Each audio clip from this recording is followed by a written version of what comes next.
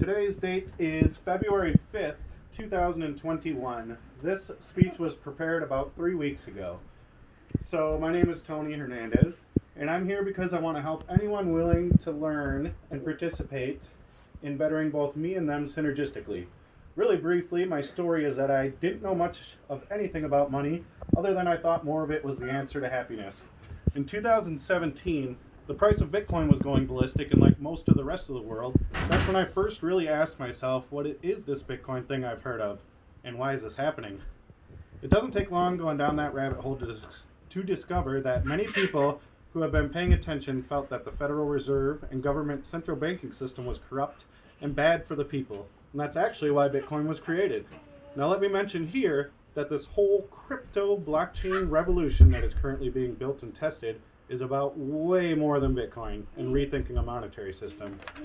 The technological innovations and breakthroughs that make it work, turns out, can be used in many, many other applications of how we do business now. Long story short, it's kind of like peer-to-peer business. Whereas we have companies now that do specific things, they get seed/venture funding to grow, and then they go public and sell ownership of the company through equities or stocks. This is where the seed/venture money makes its millions, and the public gets its first chance to participate in the future growth of that company, further growth. In the near future, blockchain could possibly monetize human action itself. Each business could be a decentralized application and its own ecosystem with a specific, hopefully limited supply of digital assets known as tokens or coins, which is like the oil or fuel to make the interactions on that network happen. Think of Uber as an example. Uber is an app which disrupted the entire cab company business model because they let people connect directly drivers and riders, and then they take a piece of that pie. Blockchain tech is the ultimate disruptor, as it can do the exact same thing via code, running all the rules and tracking transactions in a non-cheatable or modifiable way. It's another layer of abstraction which makes the product cheaper and keeps more of the user's money in their pockets. Does that make sense? Good. So, the exact same thing as Uber can be running on code, tracking all the rules and transactions. This is a non-cheatable or modifiable way to do it, blockchain. It's another layer of abstraction which makes the product cheaper and keeps more of the user's money in their pockets. And we can build this exact product and it would work right here, right now.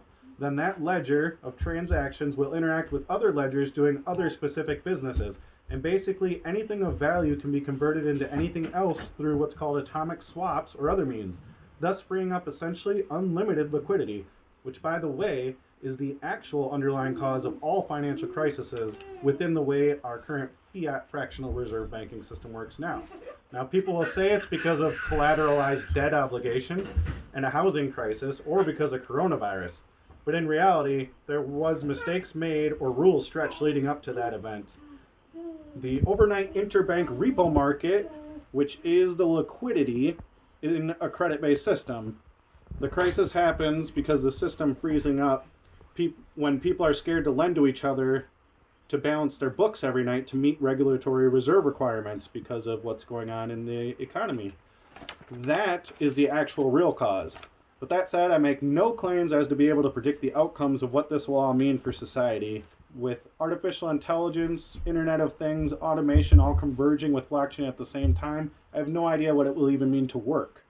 But exploring how electricity was viewed in its early days, and the internet, you can get a very similar sense of how people are reacting to this technology. With conversations of fear and of wonderment and mystery and imagination, this technology is no different in how it's being received and understood/misunderstood.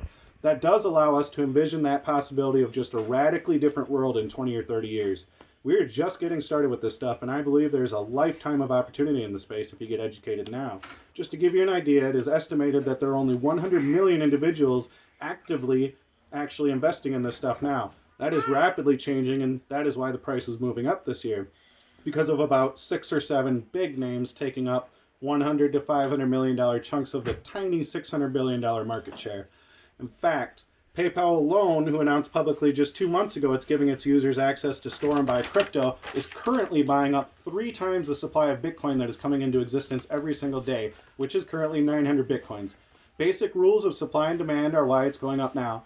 In addition to this, the really big reason is we are in a supply shock, which is right on schedule. This is occurring because we have built into the code and ideology of Bitcoin as hard money what is called the halvening. This is crucial to understanding why we have incredible explosions in the value of Bitcoin. If you aren't watching the ebbs and flows or taking time to study the history, one could easily be forgiven for being mystified at the blow-off tops we see, and we do expect by around the end of this very year. Now, when I discuss this, one must understand that we can absolutely have a very educated guess on what's going to happen, but as for the timing, we cannot expect to be precise. How this works is Bitcoin has a fixed and limited supply of 21 million Bitcoins. There were 0 Bitcoins in the beginning, and every 10 minutes a block, which is a group of transactions that occurred over the last 10 minutes, gets locked in. When that happens, 50 Bitcoins was given to that miner's wallet address as a reward for doing the network. The reward for doing the work needed to secure the network and write the transactions to the ledger. This occurs every 210,000 blocks, or approximately 4 years. That is known as mining. The first halving, which cut that reward to 25 on the 28th of November 2012. Then on July 9th, 2016, it was reduced to 12.5. On May 11th, 2020, we had our last halving, which reduced the supply to 6.25 Bitcoins every 10 minutes, or 900 per day. This is the actual underlying reason why we have these explosions in price. It is quite simply a supply shock. This is a unique opportunity never before presented to the common investor, and that is why we are here today, folks, and you're listening to me. My educated guesstimate is I have well over 2,500 hours invested into listening to every opinion I can get on the subject of money, its history and economies, and how the world works. And that puts me in the top 10% of common people of knowledge on these subjects. And I feel I know about half of 1% of everything Ken know on the subject. As for crypto, I have well over 1,500 hours of opinions and learning. This puts me in a unique position to be able to guess the outcomes of how these two systems will converge, and that's why I'm investing myself into the crypto world, and why I want you to take advantage of picking my brain now, while there is time. I only want to invest my time in someone who wants to invest in themselves. And I promise, if the cycles do repeat, I will have people coming out of the woodworks wanting to suck up my time, but I will remain dedicated to building up those that really want it, come bull or bear market. There are many, many opportunities for anyone willing to learn. These will be incredibly high-paying jobs in the industry, and already are because of the barrier to entry of educating yourself on something that has never existed in human history. It does take effort. In 2020, LinkedIn listed blockchain developers as the #1 most in-demand job, and it was also the highest-paying coding jobs, I do believe. The entry-level position was around $210,000 with essentially any experience because it's so new. You can't really have a lot of experience. The opportunities are all around and will only go down over time. This is a unique opportunity in the history of mankind's pursuits of interaction and value creation. So if you want my counsel, I cannot give any specific investment advice without knowing your whole situation, because with investing there are always limitless options. You just need to find things that are suited to your unique goals and where you're starting from. Thank you for listening to the speech. I would like to conclude it with a little bit of my own personal general investing advice. So, some general investing advice to live by, and you will not go wrong if you can do this. Divorce yourself from a love of money. It is simply a tool. Never invest more than you can afford to lose. This is crucial for your sanity. Investing is not a get-rich-quick scheme. If you put money into an investment, but then you end up needing that money to pay a bill, you will have to pay extra fees and taxes to liquidate that money out to cash, and far more importantly, you will always be stressed out if you're going to rely on your investment money for anything. Trading is a different story. Trading is to make an income on a shorter term. They can be combined, but must not be confused. The Bitcoin halving cycle can be viewed as a trade right now through the end of the year, or as an investment to see opportunities to get in at these potentially highly undervalued prices, or a combination.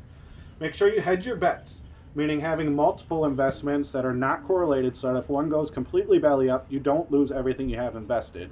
Similarly to this, do not invest all your money in one investment, but break it up into various things.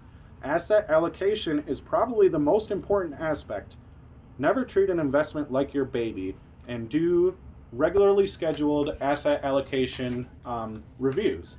This is where the term buy low, sell high comes from, because all markets tend to work in cycles, and you want to move assets in and out when the prices are high or low. Keep your cool. Successful investing and trading is not for the greedy. It is for the calm and patient. This is why statistically 90% of traders lose money because they cannot control their emotions. Thank you for listening. Again, my name is Tony Hernandez. You can reach out to me and I would be glad to help. Thank you.